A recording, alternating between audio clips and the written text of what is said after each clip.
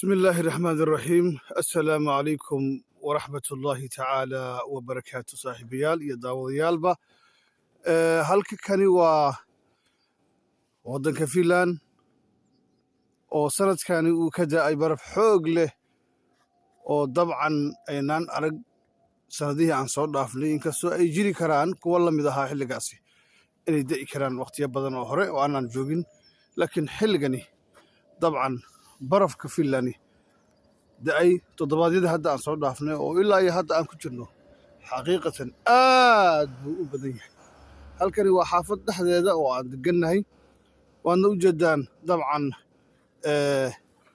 barafkii sida uu yahay geedihii siduu markaasi u fuushan yahay oo maaragtay u camiray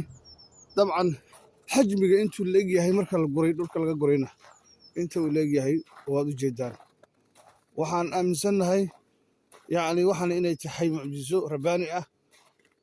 barafkan aadka u da'aya oo dadkani ilaahay ugu deeqay halkii innagoo waddamadeennu oo laga laayahay roobabkii dadkiina ay abaar xoog leh ay diloosheen waxaad arki kartaan waxani waa mucjiso weeye dadkan baa la rabaa in lagu tuso awoodda ilaahay subxaanahu wa tacaala inkastoo barafku uu yahay markuu daadanayo uu noqonayo biyo oo geeduhuna ay soo baxayaan oo cagaaranayaan hase yeeshee waxa weeye xilliga markuu u da'ayo dadku waxay dareemayaan qabow ciriiri xagga waddooyinka baabuurtu ay shilal imaanayso dadkuna mararka qaar ay ku kufayaan marka walaalayaal runtii waa arrin aad iyo aad mucjisadeeda leh marar badan baan idin soo gudbiyey muuqaalo baraf laakiin barafkani waa uu ka duwan yahay kuwii hore ee aanu arki jirnay xilliyo fara badan oo aan idinla wadaagay akhbaartan caynkan oo kaleta sida uu u dhooban yahay dabcan guryihii ayaa la geli la'yahay oo dabcan makiinadihii ayaa caawiyey dadka oo ka hor qaaday meelihii dadku ay marayeen welina waa uu tuban yahay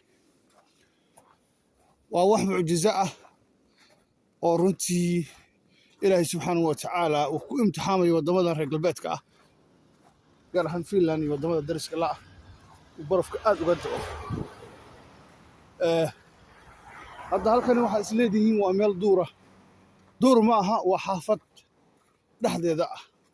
oo dhinac walba dadku ay ka degan yihiin laakiin geedahani loogu talagalay qurux iyo mataqaanaa inay ku dalxisaan